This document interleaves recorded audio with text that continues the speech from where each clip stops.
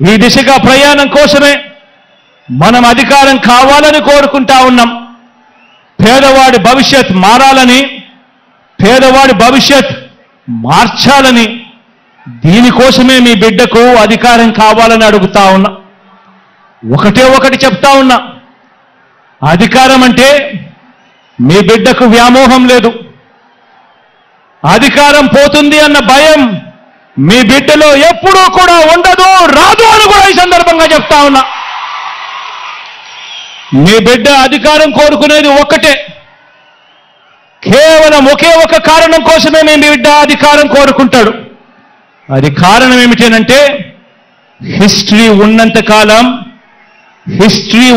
కాలం మీ బిడ్డ పేరు ప్రతి హిస్టరీ బుక్ లో ఉండిపోవాలన్నదే మీ బిడ్డ కోరిక. మీ బిడ్డకు అధికారం ఎందుకు కావాలో తెలుసా? ప్రతి పేదవాడి ముఖంలో చిరునవ్వును చూడడం కోసం. మీ బిడ్డకు అధికారం ఎందుకు కావాలో తెలుసా? ప్రతి పేదవాడి ఇంట్లో కూడా మీ బిడ్డ ఫోటో చిరకాలం ఉండాలని, చనిపోయిన తర్వాత కూడా మీ బిడ్డ ఎప్పుడూ పేదవాడి గుండెల్లో బతికే ఉండడం కోసం మీ బిడ్డకు అధికారం కావాలి. దానికోసమే మీ బిడ్డ అధికారం అడుగుతున్నాడు. దానికోసమే మీ బిడ్డ పరితపిస్తా ఉన్నాడు. మంచి చేయడం కోసం మంచి మనసుతో మీ బిడ్డ సంకల్పిస్తా ఉన్నాడు. దేవుడు దయ ప్రజలందరి జీవన్లు ఎల్లకాలం ఉండాలని కోరుకుంటా ఉన్నాడు. అలాగే కార్యకర్తలకు, అభిమానులకు, వాలంటీర్లకు కూడా ఒకే ఒక మాట చెబుతా ఉన్నా. ఇన్ని పదవులు, ఇన్ని హోదాలు భారతదేశ రాజకీయ చరిత్రలో మరి ఏ ఇతర పార్టీ కూడా ఎప్పుడూ ఇవ్వలేదు. మన పార్టీలో ఉన్న ప్రతి కార్యకర్త, ప్రతి అభిమాని, ప్రతి వాలంటీర్ అందరూ కూడా నా కుటుంబ సభ్యులే. వారికి ఖచ్చితంగా మంచి జరుగుతుంది, ఖచ్చితంగా మంచి జరిగించేందుకే మీ బిడ్డ ఉన్నాడు అని కూడా ఈ సందర్భంగా తెలియజేస్తా ఉన్నాను. వారు మరో 2 మెట్లు ఎదిగేందుకు చరిత్రలో ఎప్పుడూ కూడా చూడని విధంగా, చరిత్రలో ఎన్నడూ లేనన్ని కార్పొరేషన్లు, వాటిలో చైర్మన్లు, డైరెక్టర్లు, ఇలా ఎన్నడూ లేని పదవులు, ఎన్నడూ లేని విధంగా సర్పంచుల మొదలు ఎమ్మెల్యేలు, ఎంపీల వరకు కూడా గెలిపించుకొని ఇంతగా అవకాశాలు ఇచ్చిన పార్టీ కూడా మరెప్పుడూ కూడా చరిత్రలో ఏదీ లేదు, ఒక్క వైఎస్ఆర్ కాంగ్రెస్ పార్టీ తప్ప అని కూడా చెప్పడానికి గర్వపడతా ఉన్నా. ప్రతి కార్యకర్త, ప్రతి వాలంటీరు, ప్రతి అభిమాని, ప్రతి నాయకుడు కూడా ఆలోచించాలి. మన పరిపాలన చూశారు, అందరూ కూడా ఆలోచన చేయాలి. మన 5 సంవత్సరాలు మన పరిపాలన చూశారు. గతంలో 5 సంవత్సరాల చంద్రబాబు నాయుడు గారి పరిపాలన కూడా చూశారు. మిమ్మల్ని నేను ఒకటే అడుగుతా ఉన్నా, ఈ రాష్ట్రానికి మీకు ఎలాంటి నాయకుడు కావాలి అని చెప్పి అడుగుతా ఉన్నాను మిమ్మల్ని అందరినీ కూడా.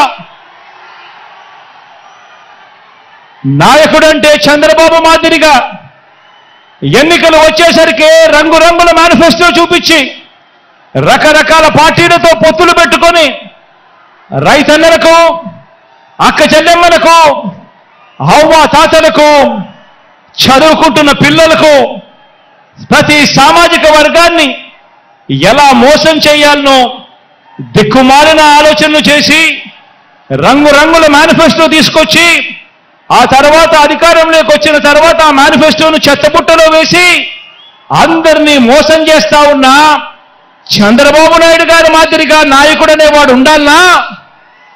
లేక నాయకుడంటే ఒక మాట నోట్లో నుంచి వచ్చిన తర్వాత మరీ ముఖ్యంగా ఎన్నికల ప్రణాళిక అంటూ, ఎన్నికల మేనిఫెస్టో అంటూ రిలీజ్ చేసిన తర్వాత ఇక కష్టమైనా కూడా నష్టమైనా కూడా మాట మీద నిలబడే, కరోనా లాంటి కష్టాలు వచ్చినా మాట మీద నిలబడే నాయకుడంటే మాట ఇస్తే తగ్గేదే లేదు అని చెప్పి ఆ తరువాత మా జాతీయ నాయకత్వం ఇక్కడ ఉన్నటువంటి 2 పార్టీలు, జనసేన మరియు తెలుగుదేశం పార్టీ, ఈ 2 పార్టీలకి సంబంధించినటువంటి అధ్యక్షులతోటి కూడా మా జాతీయ అధ్యక్షులు మరియు అమిత్ షా గారు వారు కూడా వారిద్దరితోటి సమాలోచన చేయటం జరిగింది.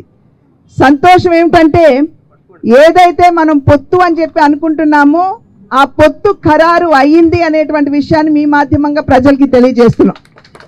అయితే సీట్లకు వచ్చేటప్పటికి ఎన్ని సీట్లు, ఏ సీటు అనేది ఇవాళ రేపట్లో ఖరారు అయ్యేటువంటి అవకాశం ఉంటుంది.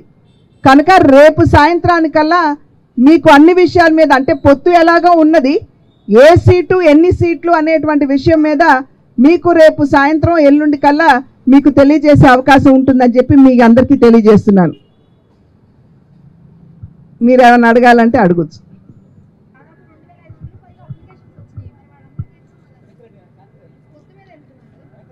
దుష్ట శిక్షణ శిష్ట రక్షణ జరగాలి అని అంటే శ్రీరాముల వారికి కూడా మరి ఆంజనేయుడు, జాంబవంతుడు, విభీషణుడు, అదేవిధంగా ఉడత సహాయం కూడా తీసుకోవాల్సి వచ్చింది. ఇవాళ రాష్ట్రంలో కూడా అదే పరిస్థితి ఉంది. దుష్ట శిక్షణ జరగాలి, శిష్ట రక్షణ జరగాలి. కనుక మా కార్యకర్తలు ఈ విషయాన్ని అర్థం చేసుకోగలిగినటువంటి సామర్థ్యం కలిగినటువంటి కార్యకర్తలు. వారు రాష్ట్ర హితాన్ని ఆకాంక్షించి ఏ నిర్ణయం అధిష్టానం చేసినా కూడా దానికి ఖచ్చితంగా మంచి క్రమశిక్షణ కలిగినటువంటి కార్యకర్తలుగా కట్టుబడి ఉంటారు.